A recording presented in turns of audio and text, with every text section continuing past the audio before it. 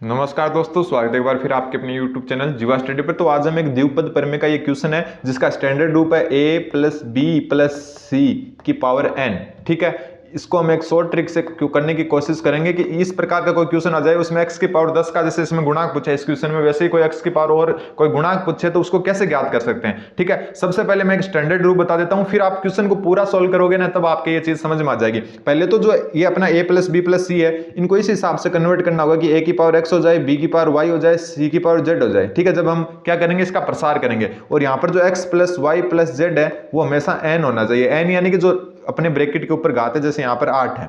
ठीक है, तो ये एक स्टैंडर्ड रूप है। अभी आपके समझ में नहीं आएगा, जैसे क्वेश्चन करेंगे आपके समझ में आराम से आ जाएगा। तो देखो सबसे पहले बात करें कि यहाँ पर क्या है, ये आपको समझ में आ गया। यहाँ पर क्या है, विषम है। तो अगर हम x की पावर 10 प्रसार में गुणांक ज्ञात करना है तो x की पावर 10 लाने के लिए जो विषम पावर x की पावर 3 जो है इसको हम सम करेंगे। सम करने के दो ही रास्ते हैं कि माइनस एक्स क्यूब है, इसका या तो पावर 0 हो या फिर इसकी पावर क्या हो, 2 हो। क्योंकि 2 के बाद में 3 आता है, 3 आने पर तो वो क्या हो जाएगी 9 जो विषम है, और 4 करने पर 12 हो जाएगी जो अपने क्या है 10 से ऊपर चली जाएगी। ठीक है, तो ये दो रास्ते हैं।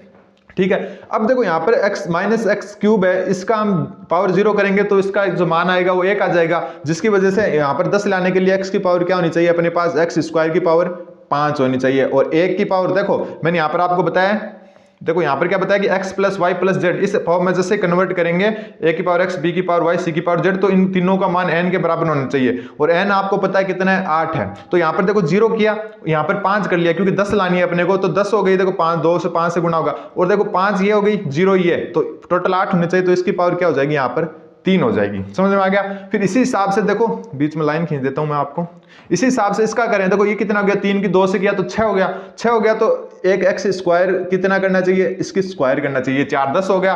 फिर 1 की पावर कितनी करनी चाहिए, तो 1 की पावर कितनी करनी चाहिए, टोटल कितना होना चाहिए 8। तो 2 ये है, 2 ये 4, और बचे की कितना आपके पास 4 बच गया। तो इस हिसाब से हो गया। समझ में आ गया होगा आपके, नहीं आया तो मैं वापस समझा दूंगा। फिर आपको देखो ये फॉर्मूला लगाना है। देखो इतना हो जाए तो उसके बाद में आपका फॉर्मूला होता है factorial n factorial x factorial y factorial z।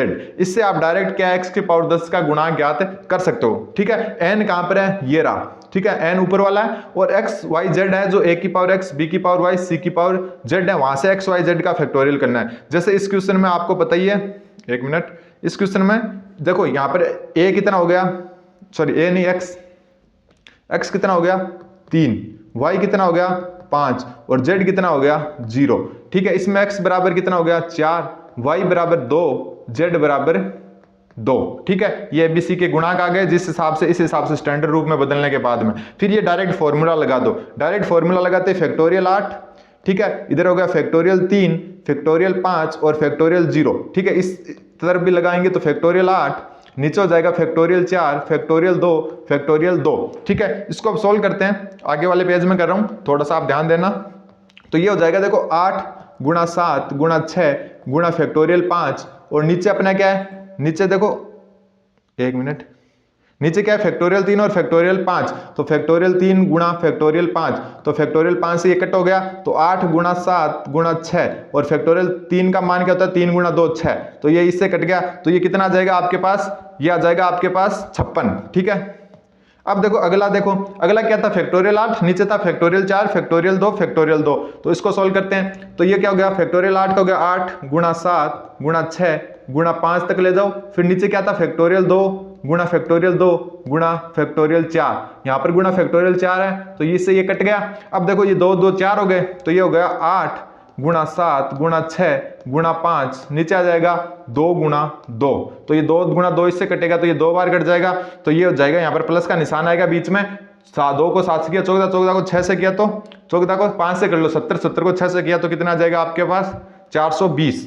ठीक है, तो ये इतना अपने उत्तर आ जाएगा 400 कितना हो गया, छिहत्तर हो गया, 476। इसका क्या आ जाएगा, सही और सटीक उत्तर हो जाएगा। अगर आपको सही लगी शॉर्ट ट्रिक तो आप चैनल को सब्सक्राइब कर सकते हैं। एक बार फिर मैं आपको बता देता हूं कि जैसे भी कोई क्वेश्चन आ जाए कि इस हिसाब का, इसका स्टैंडर्ड रूप क्या है, ये वाला, इसमें पूछ ले कि x की पावर 10 का गुणांक क्या होगा। ठीक है, तो सबसे पहले इसको इस फॉर्म में कन्वर्ट करेंगे, a की पावर x, क्योंकि x की पावर 10 लाने के लिए, और फिर जो है x plus y plus z, इनका तीनों का योग कितना होना है अपना n होना है। फिर जो है फॉर्मूला लगा देना, n ऊपर दे रहा है n क्या है 8 है यहाँ पर, तो factorial n factorial x factorial y factorial z, ये क्या मान चेंज होते रहते हैं। चेंज कैसे होते हैं कि देखो x की पावर 3 है, इसको सम करना होगा तभी तो 10 आएगा। तो सम करने के दो ही रास्ते हैं, एक तो इसमें क्या है अपन या तो पावर क्या कर दें, इसकी पावर 0 कर दें या फिर 2 कर दें। जैसे 3 करेंगे तो 9 आ जाएगा, तो सम नहीं है। और फिर हम क्या जो आपकी 4 करेंगे तो 12 आ जाएगा, तो 10 से पार चला जाएगा। तो x की पावर देखो क्यूब की पावर 0 है तो यहाँ पर 1 हो जाएगा, तो x की पावर 10 चाहिए तो यहाँ पर 10 करने के लिए इसको 5 कर दिया, और ऊपर वाले तीनों का योग 8 होना चाहिए तो यहाँ पर क्या हो जाएगा 3 हो जाएगा 1 की पावर। ठीक वैसे इसको देखो 2 की पावर माइनस एक्स की क्यूब की पावर कितने है 3 2 तो 2 फिर क्या है ये 3 दूनी 6 हो गया, 6 और 4 और लाना है तो यहाँ पर क्या है एक्स स्क्वायर की पावर 2 करना है, और बच्चे देखो 2 और 2 4 और 8 करना है, तो ये इस हिसाब से फिर ये आपका जो है फॉर्मूला यहाँ पर ये वाला लग जाएगा, और आपका उत्तर इस हिसाब से 476 आ जाएगा। ऑप्शन ए इसका राइट उत्तर हो जाएगा। अगर आपके समझ में नहीं आए तो आप कमेंट कर दे, मैं वापस इसको समझा दूंगा। धन्यवाद।